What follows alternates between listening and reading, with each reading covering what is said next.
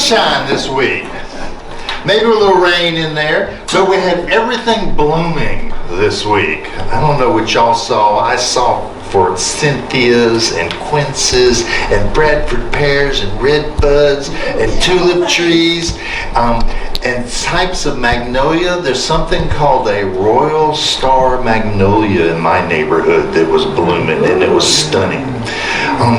And they're starting to fade just a little bit too, some of those flowers. Now we had a Bradford pear shower. That was raining Bradford pears. In my neighborhood, the tulip trees were shedding, and the ground looked beautiful. The tree might not so much, but the ground looked beautiful. So this morning we're going to celebrate that those beautiful blossoms are right here in this room, that each one of us are that blossom opening up. Okay? And that we're continually unfolding and blossoming. And sometimes we might think that we're not quite as pretty as we want to be in our blossoming, but nonetheless we're blossoming, we're opening up, we're unfolding. So this morning I'm going to invite Miss Brittany up, and she is going to light the Christ candle for us. We're going to do old school. We're going to actually light a candle this morning. Oh gosh. And as we light this, we know that this candle just represents for us the truth of who we are. That there is divine blossoming within us, and that we can't escape from that. And we call it the Christ, but it's our divine nature. Is it lighting for you? It wants to kind of go out. No, it's fine. It'll stay. Okay. I've lit that one before. It's doing great. It's a tiny little light. And that's representative of life, isn't it? Sometimes we think that our connection to that Christ self, our design self, is wee small, when in truth we're fully connected to it. We're not separate from it. It's about us diving in and getting the full experience of it, starting to live, embody, and be that in the world. But it's already here for us. We don't have to go somewhere and find it. We don't actually have to click that lighter to get it to ignite for us. It's already ignited. It's for us to pursue, how do we share that more fully into the world? How do we be that blossom that people can drive by and go, holy mackerel, look at Dave, look at Travis, look at Verraine, wow. So this morning, we're going to celebrate that. And I'm going to begin with prayer here. And if you'd like, join me in that. Join me by closing your eyes if you're willing. But just to relax in, settle in, and know here this morning that there's one power and one presence in the universe. And that all potential, all the abundance of the universe is expressing, arises from that one source, that divine nature, that eternal. And that we, made in that image and likeness of that eternal, are expressing too, and have within us that full potential.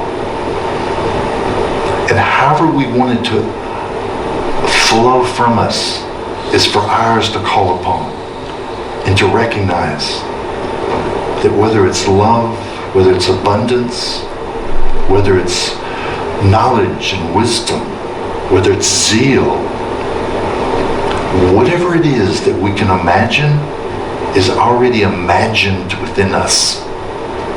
And thus we can loose it upon the world, open it up just like that blossom.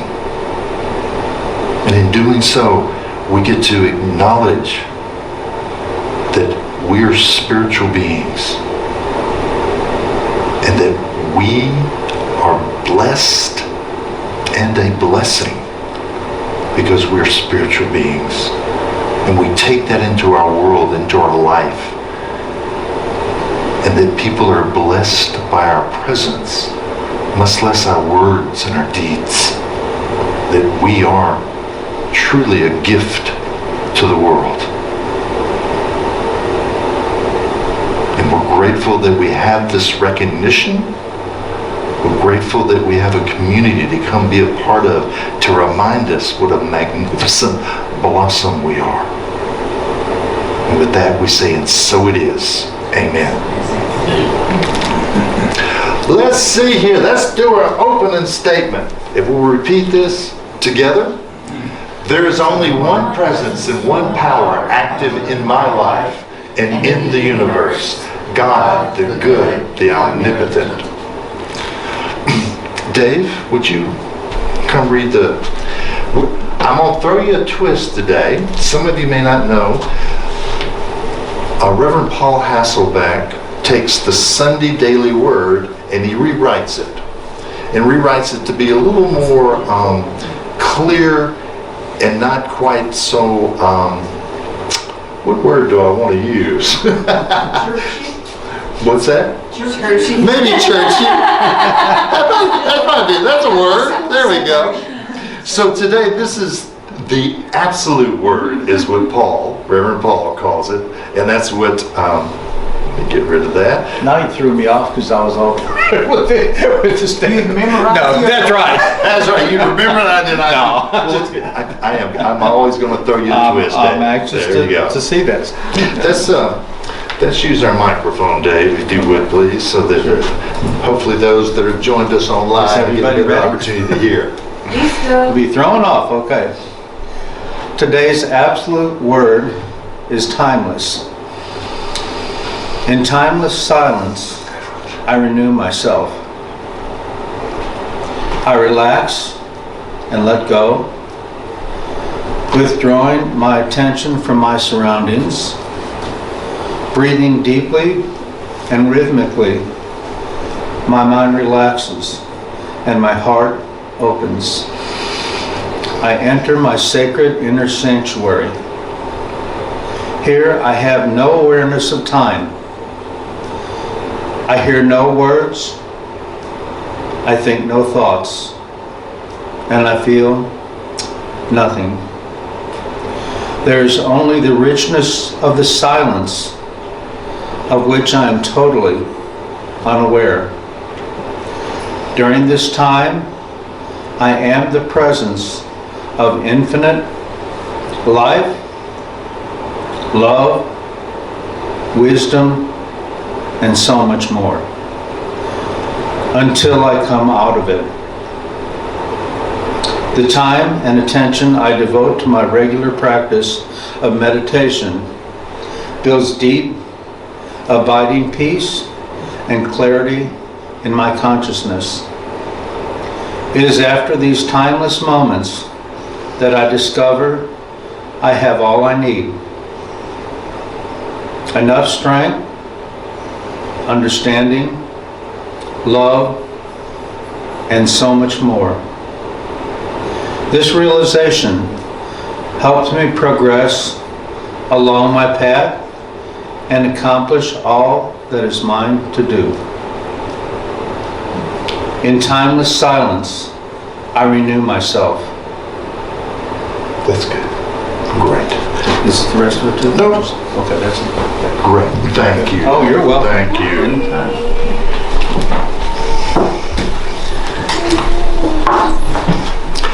So with that,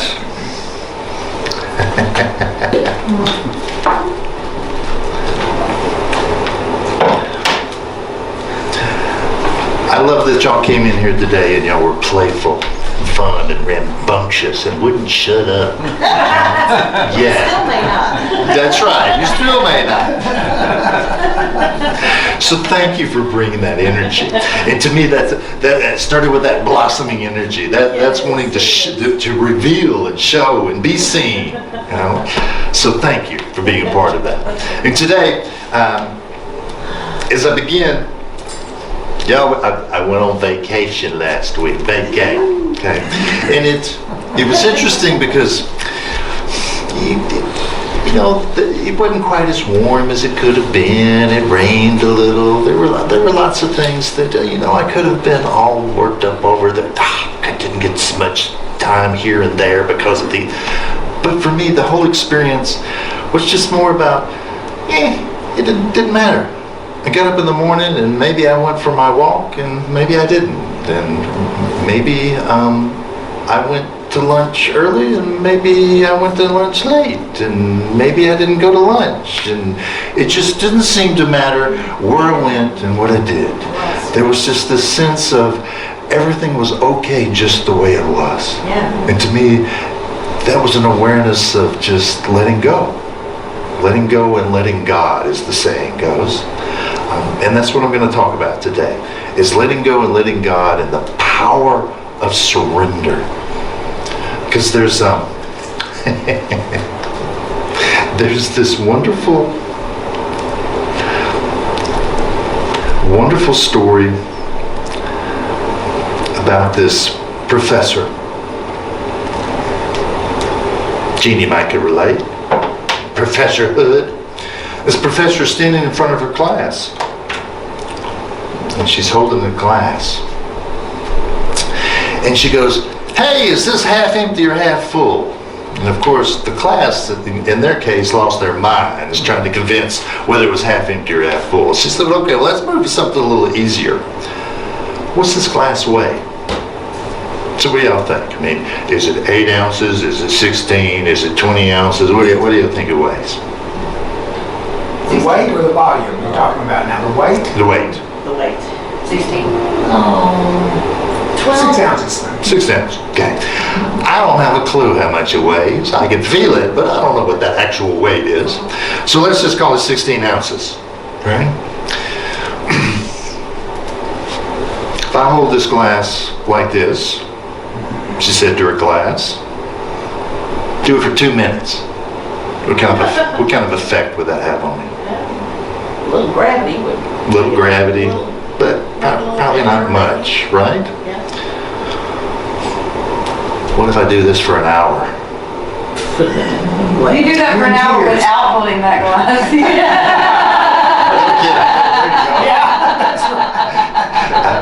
I'm actually quite aware I'm not tough enough to hold that for an hour. You are burning energy to hold that up. Burning energy for sure. What's going to happen to this arm if I were able to hold it for an arm? It's going to get tired. It's going to ache. It's probably going to get numb. Okay. What if I did this for a whole day? Oh my He's goodness. super strong. Yeah. Somebody might have to help me hold it up there for a whole day for sure. Probably by the end of the day, I can't move this arm. It's going to feel like it's paralyzed, right? Right. Oh, that's a good one. Did the weight of this glass change? No. So for a few minutes, that I didn't hardly feel anything. An hour that maybe it was aching and sore, and for all day that I felt paralyzed. Okay? The weight didn't change. What if I wanted to get rid of that pain, that experience, what I felt with this? How would I do that? Breathe. Set your arm down. Breathe. Set it down. Breathe. Move your arm. Yeah. Yeah, move my arm. But ultimately, Set it down. why not just set it down? And now I don't have to worry about carrying that weight. That relates to us in our lives, to the stressors that we carry in our life. How many of us realize that sometimes you get stressed over something and you do it for a couple minutes and you were worked up for a couple minutes and then you left and that didn't affect you. And maybe you carried on for an hour and you had a little pain, a little discomfort with it. And maybe you held on for a day or a week or a month or a year. It has much more dramatic effect for us. But when you just set it down, when you let it go, there's a whole different experience for us in our life. Oh, that's good. I killed it. Somebody reassemble my mess for me, please. What's going on with that idea? So, y'all know Charles Fillmore, the co-founder of Unity. Charles Fillmore says that letting go is erasing. Yeah, let's see if we can advance this. Hopefully it works.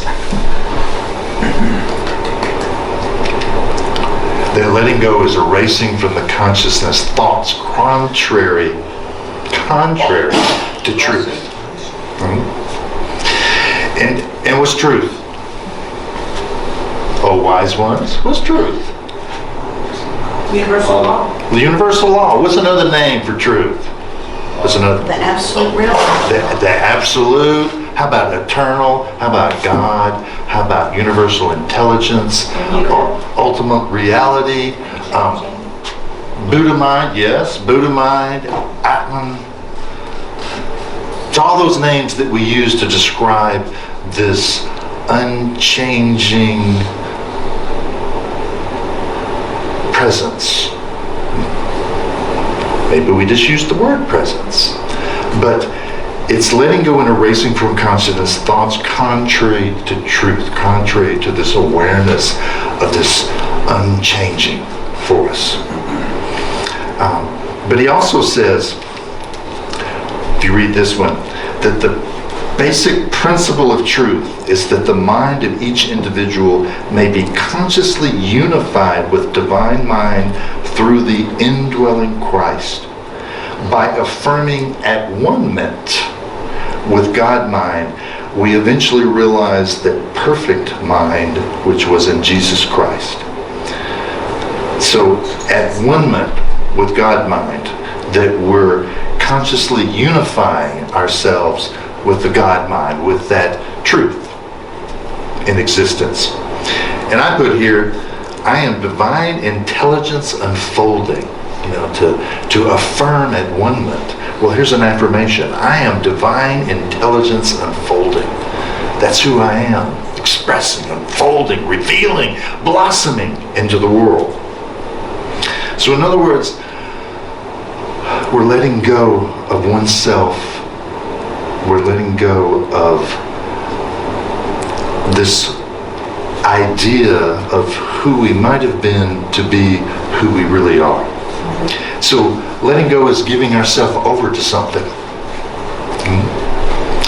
which is to surrender. There's y'all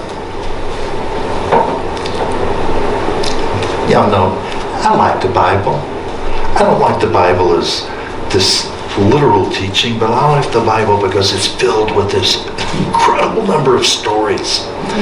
That some of those stories that they've tracked back, that the stories are about things that happened not just 2,000 years ago, but happened 3,000, 4,000, and 5,000 years ago. I read it's a Bible archaeology magazine, just for blow some of you's mind that you would have no interest in, I'm sure, for some of you, but you might be interested in others. But I read an article, they found that 57 of the people mentioned in the Bible, they have tangible proof of who they were, with their job, what they were involved with, and when they were. So they're not just stories that we have no actual tangible proof about, but that those people actually exist. And they keep finding and discovering more things all the time. To me, it's a fun exploration. So the Bible to me is fun in discovering those stories. And there's a wonderful story about a great villain in the Bible. And that villain is Saul. And Saul loves the law. He loves the Hebrew law. And he loves being the one that goes out and stops anybody that isn't living by the law.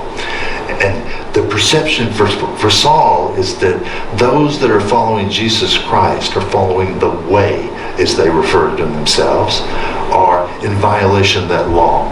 So he goes out and tracks down those followers of the way. And he brings them to prison, and many are executed. So he is a feared individual in his lifetime.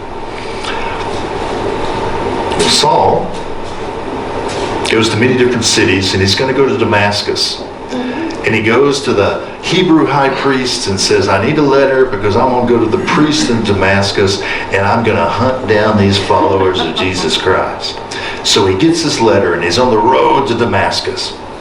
And while he's on the road to Damascus, he hears a voice that says, Saul, Saul, why do you persecute me?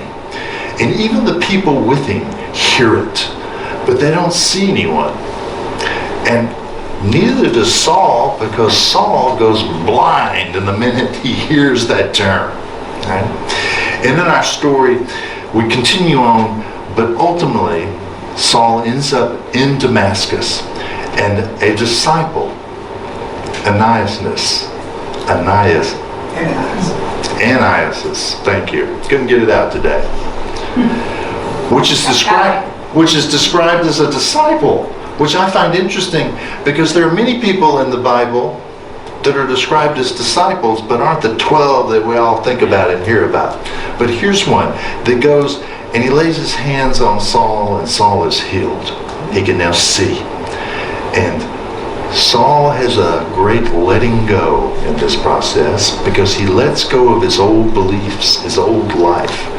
And he stops his persecution of those following the way and becomes a follower of the way and starts preaching and teaching about Jesus Christ and the way. And actually became one of the probably most significant voices to bring the Christian church into existence and to shape how the Christian church unfolds even today. And we know him not as Saul, but as Paul. So here's this great letting go and transformation in a life. Well, Paul also wrote many things we believe, and that are at least credited to Paul. And one of them is in Romans, and it says, I appeal. Oh, I'm sorry. Now I was going off. That didn't say the whole thing, but I'm going to read the whole thing to you. I appeal to you, therefore, brothers and sisters, on the basis of God's mercy, to present your bodies as a living sacrifice, holy and acceptable to God, which is your reasonable act of worship. So, to present your bodies as a living sacrifice, holy and acceptable to God, which is your reasonable act of worship. And to not be conformed to this age, but to be transformed by the renewing of the mind. Where have you heard that before? Isn't that so much of what we talk about in Unity? To be transformed by the renewing of the mind, so that you may discern what is the will of God, what is good and acceptable and perfect. So I just wanted to touch here. He uses the words, this living sacrifice. Well, sacrifice is a refining process that we're constantly undergoing. And what we're doing is this process of renunciation of old beliefs. Just like Saul, that he had these old beliefs, and that he renounced those. There was a renunciation. And that they were replaced with new ideas. New ideas that were more in alignment with the truth, with our Christ nature. I love, because Beverly might know more on this than I do, but I noticed there was something I read here from Charles Fillmore that I've not really read it quite like this anywhere else. But he said that when we shift and start embracing that truth, that we set free visible emanations. So invisible vibrations that are impregnated with these ideas, these new ways of thinking, and that ends up shaping how we think. In other words, our thinking ends up shaping how we think, and that we become more aligned and more expressive of that Christ, of that divine self. But I just love that in some ways, to me, he was saying that we give off this emanation, we give off this vibration, and that by doing so, we end up in this wonderful cause and effect. We cause more, we create more, and the more we do it, the more we do it, the more we get it, and the more we get it, and they express. So it's inner-outer. Yes. But let's see. We also said that Paul said that in this living sacrifice is this reasonable act of worship. And I love that word too, because I hear it so much in the traditional Christian world. We talk about worshiping God.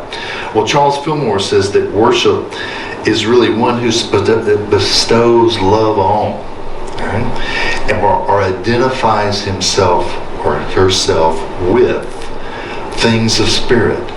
So worship is really just identifying yourself with the divine nature that you are, with the spiritual nature that you are. Since the efforts of man to sustain, or man or woman, to sustain a right mental attitude toward God. So that our sacrifice is what? Is refining process, and that we're refining into us aligning and worshiping, and that worship is really our maintaining and identifying with the divine self that we are.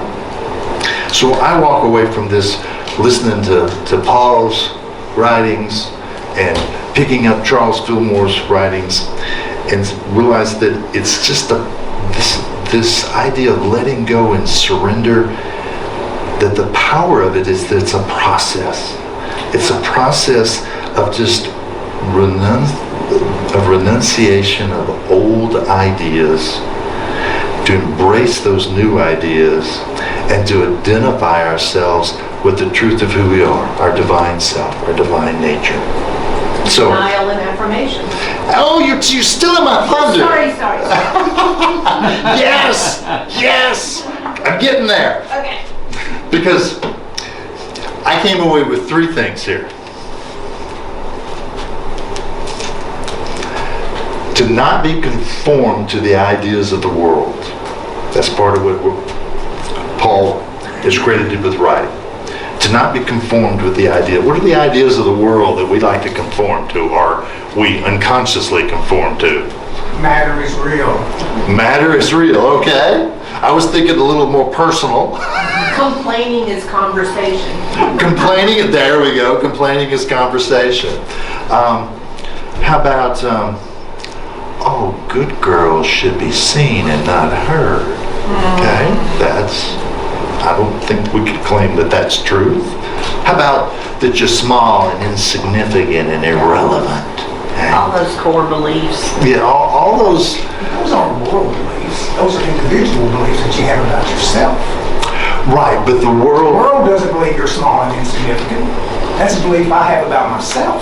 When I say the world, I say the world's usually the one that handed you that belief, and you got to put it in your pocket and carry it off with you. Or make it what you made of it. Right, whatever. And you're just talking in general terms anyway. Yeah. Whatever your belief is, that's equivalent. Yes. So we have those beliefs. You're right. We pick them up and we run with them sometimes. Usually most all of us can find something that we're running with us. We got a belief in here that's somehow saying that we're not that truth. We're as far from that truth as we can be. Truth with a capital T. Okay? So the second thing was to be transformed by an inner renewal that works outward.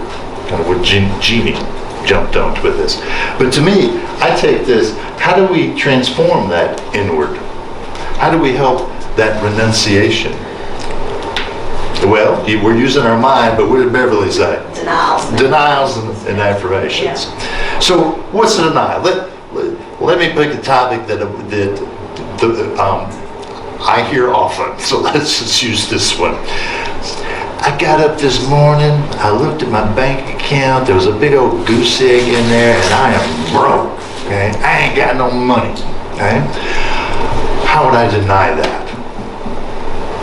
Well, it's What's a it- temporary situation. I am rich in opportunity. I'm rich in opportunity. So I'm rich in opportunity. How about that I deny the power of lack over me? Right? What would be a way that we might say would not be a great use of denial in that situation? That it doesn't matter. That it would, right? That doesn't matter. How about I deny that I don't have money? Well, my bank account's got a big zero in it. And so maybe that I don't believe that is truth, right? Maybe we could deny the belief that I need money. I could deny that I have a belief that I need money, so therefore when I see a zero bank account, I'm distressed. But if I deny the belief that I don't really need money to achieve my goals. But your And, creditors believe you did it. If you, yeah. and to me, that's a great example, Travis, of sometimes we have to phrase our denials in a way in which we can embrace and believe them. Because for me, well, could I believe that I don't need money? Well, when I think about the bills that need to be paid, I might get hung up on that. Oh yeah, I need money. I'd have a way of justifying that. So for me to try to affirm it or deny it that way, I'd struggle with that. But maybe you wouldn't. Okay, so denials sometimes have to be very personal for us to recognize. Always have to be very personal. Yeah. So, well, personal in the way that we can embrace them and roll with them. And then once we deny something, then we affirm it. So Travis started us off. How would we affirm that idea of prosperity and abundance? What's an affirmation? I'm in the flow. I am in the flow. She used an I am statement. Okay, what else? Everywhere I look and go, opportunity awaits me. Yes. Abundance surrounds me. Abundance what? Abundance surrounds me. Surrounds me, yes. Prosperity and abundance is me. I am prosperity. I am abundance. I am life that's filled with all the potential. Whatever it is that helps you affirm that you're not that goose egg Right. that you're experiencing. Money is a choice. Money's a choice, okay? Money, I am debt free, even, it may not be now, but if you just affirm, I am debt free, you know that there's this process, that being debt free is defining not the debt. Right. And where I go with that, Jeannie, is I am debt free doesn't mean that I don't have places that I could expend my money. But I don't look at it as debt. It's just an exchange to Okay, me, yeah. is where I would go with that statement. Again, that's how I make it personal for me. Okay. And I would move to gratitude. And then gratitude.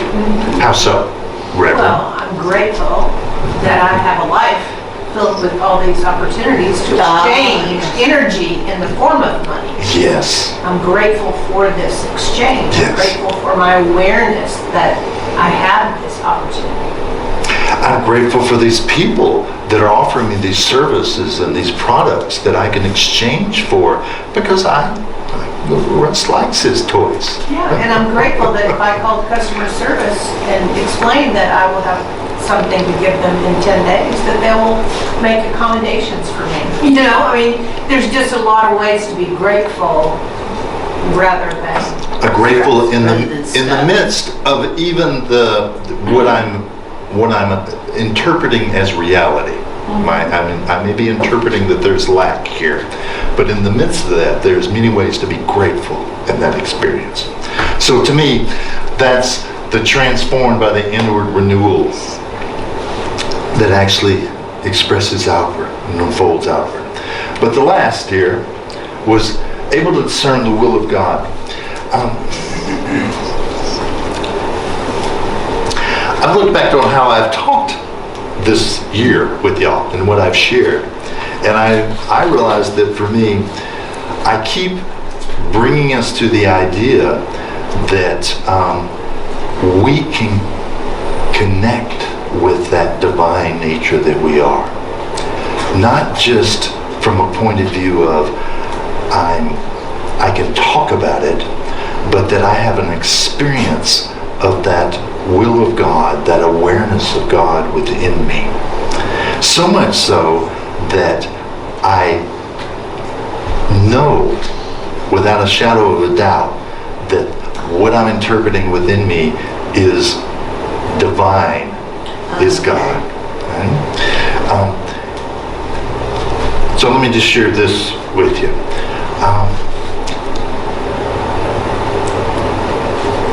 When I pray and when I meditate and I sit and I deepen in to the awareness of the truth of who I am, I can hear an inner voice. And I've been able to refine that to the place that when I hear that inner voice, I get a signal or a way that tells me without for us, without a shadow of a doubt, that is the voice of that inner God. Okay? I don't talk about it from that I think it's the voice of God speaking to me, because I don't view God as a deity outside of me. So it's that inner voice for me. Do I think that I have connection to that inner voice far more often than those times that I have that confirmation? Yes, but I'm not 100% sure that that's the voice of my inner God versus my wonderful little head telling me things.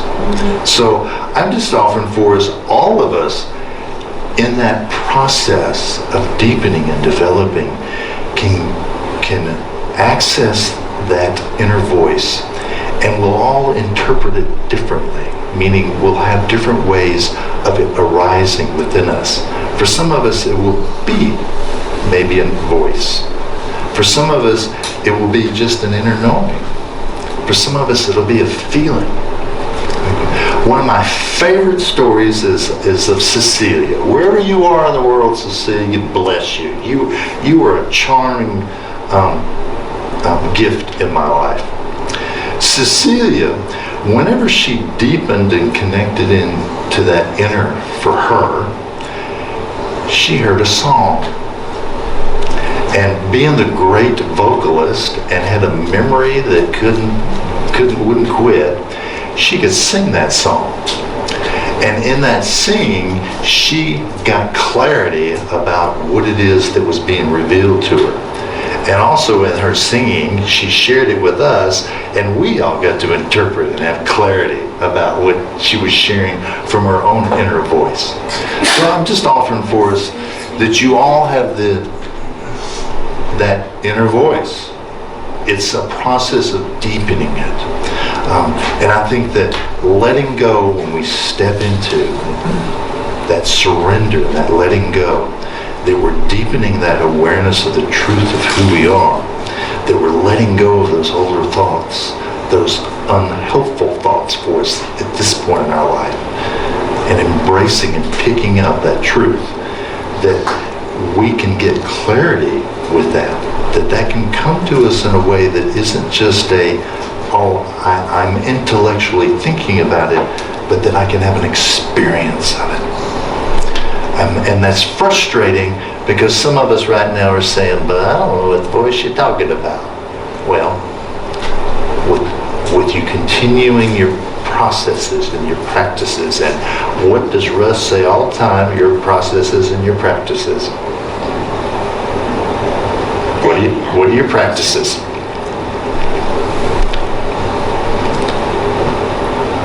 What are our practices? Yeah. Whatever it is you repeatedly do. So what are your practices that help you remember who you are? Prayer and meditation. Prayer and meditation. Thank you. So I didn't get you clearly that question. What? Hanging around you. Hanging around Being in nature. me. Being in nature? Yes. Because if it reminds you, all those flowers I talked about, when I see those flowers and see that beauty, that reminds me that there is something bigger and more expressive in this world than just the smallness that I sometimes think Russ is. Okay? So nature reminds me that infinite, sitting in the ocean and watching those waves roll in, for me, just that it looks so infinite and big and huge and massive. That reminds me. So yes, nature does. Yes, Dave? Nature to me is so obvious, that it's almost, not to mention it, to me, obviously it's very beautiful, but something that I'm so aware of constantly, and I don't think a lot of people really think of it that way, but I think of everything, of course, as speaking situations, people,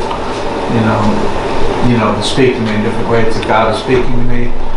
But Google, because I'm constantly asking Google, what is this? What is the best way to do this? What is this? What is that? What is that? I'm speaking, I mean, it really is. I mean, I was in Walmart this morning and a guy's, looking at the automotive cleaners and he's looking at his phone. I thought, he's asking that phone, what is the best one for this, what was this, and that, all the complicated stuff, I don't need to know, it's right here. And that's God speaking to me. That's just the way I think of it. Well, if you want to go into that direction, then it's everything. That's what I just said at the beginning. Yeah, It it's is everything. It's every single It's thing. everything, so, but people don't want to, they want to separate, they don't want to really, it is everything, Oh, it's okay. you. All right. That device is enabling your brain to think about other things and Exactly, to be open to that. Yeah, you- But again, I guess you have to be open to that. Yes, you have to let go. There has to be a willingness in that letting go. Maybe that's blasphemy to some people, I don't know, but it's not me. Well, let's take for us here in this room. What I hear you in that, Dave, is that I'm taking the world around me and choosing to find the divine To in see it rightly. to see it. That also means that maybe I look at things that I don't like, that are harming, that I see happening to other people, situations that are happening that hurt my heart in some ways. That I recognize too that there's the divine in that as well, and it's for me to discover that, to reach out and unfold that. Not to ignore what I'm feeling and experiencing, but to find that divine for us. And to me, that's part of that surrender, that letting go, is letting go of my old need that I got to label this a certain way and make this bad. What's unfolding here? What's the truth that's in this experience for me? And that's what I hope for us as a community, as individuals, but as a community, that we're recognizing and looking for the divine in this experience. Even for the things we don't particularly like and get excited about here. Maybe you look around and say there's things that aren't happening quite the way you want them to happen. Okay? Well, we're still the divine unfolding in this experience. What's taking place here? So I'm just going to come back and just reiterate, we all can deepen this process, and we all are deepening this process. And the more you say yes to it, the more you, just as Charles Fillmore said, you get to really open up and share that vibration, and that vibration in turn comes, you don't escape your own vibration. It influences you. You help deepen your own awareness, deepen that yes, deepen that surrender, deepen that let go. So I'm just inviting for us, homework this week is I'm inviting, maybe what is that thing you want to let go of? Maybe there's something that you seem to be struggling with, bumping up against in your life. Then identifying that, what's the denial and the affirmation that you would utilize with that? And what's some of those new thoughts, new ideas that go with that affirmation for us? And maybe you read that material. Maybe you get somebody with somebody that just won't shut up about it, Because y'all know sometimes I don't talk much, but sometimes you pull my string, I won't shut up about it, won't I? Y'all know that, okay? Maybe you want that person. So I'm just inviting you this week to, what is it you want to let go? How do you deny? How do you affirm? And how do you keep reinforcing that truth for you?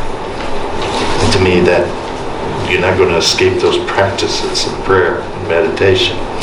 And hopefully that you're pursuing those to the degree you pursue those, that you're saying yes to those. Great, you're doing it 5 times a day. You're doing it once a day. You're doing it once a week. Whatever that you're doing, do it. Continue with it. If you can expand it, you expand it. If you can't expand it, life doesn't seem to be allowing you to expand it right now, that's okay. Stay with what you're doing. Don't let it fall away. This is so easy for us. And if it does fall away, what do? So back. You just come back to it. There's no reason to be hard on yourself and difficult about it. Just come back to it. So with that, we'll move into our meditation. In our meditation today, I'm just going to lead us in, and we'll play a song, and I want you to just sit with that idea of letting go. And she's going to sing about surrender and letting go. So if you're willing here, just go ahead and let yourself relax. If you'd like to close your eyes or at least soften your gaze, don't focus hard on anything in front of you, just soften your gaze. Take that big breath and release it. And as you release it, feel that tension drop out of you. You don't have to hold that glass of water. Just let that tension go. Just relax. Feel the body becoming at ease. Everything from your neck and your shoulders to your low back and hips, to your thighs, to your calves, everything relaxing.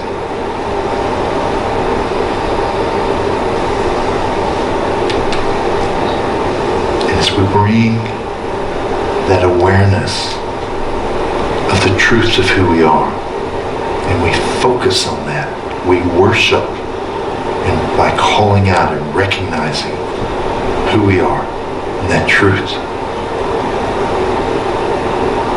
Allow this music to just touch you. It's an emanation. It's its own vibration. Let this vibration impact you. Receive it. Say yes.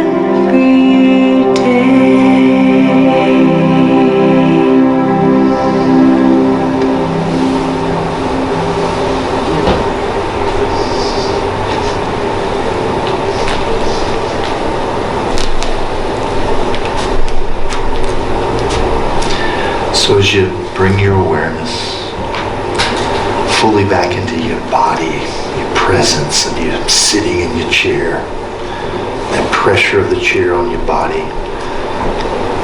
the wonderful racket of the heater blowing over here.